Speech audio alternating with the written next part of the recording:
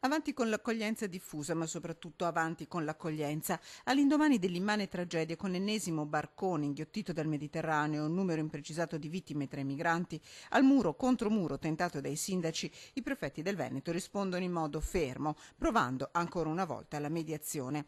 A Venezia, disertato dai primi cittadini, il vertice convocato d'urgenza da Domenico Cuttaia, l'unico comune capoluogo presente con il suo sindaco è Belluno, con Jacopo Massaro. Il Veneto deve prepararsi ad accogliere in queste ore 700 persone, viene ribadito dai prefetti. 400 sono già arrivate, gli ultimi 50 migranti sono giunti a Venezia in mattinata. Parte resteranno nella provincia lagunare, parte sono stati smistati nelle restanti 6. L'accoglienza è un dovere, i sindaci risponderanno a questa responsabilità. Quello che chiediamo ai sindaci è di poter, proprio perché sono vicini al territorio, alle comunità, alle persone, ecco, di poter condividere questa impostazione.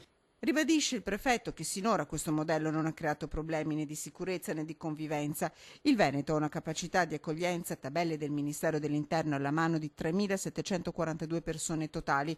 Ne sono presenti 2.667, ne mancano 1.075.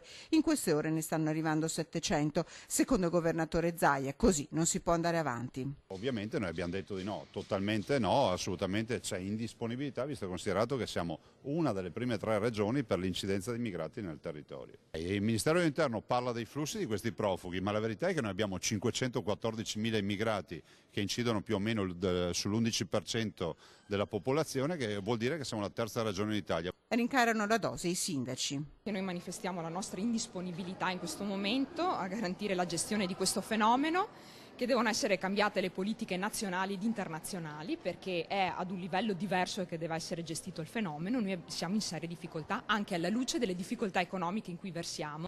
Non si sbilancia su ipotesi tendopoli il prefetto di Venezia, per ora non se ne parla comunque, nessuna intenzione di forzare la mano.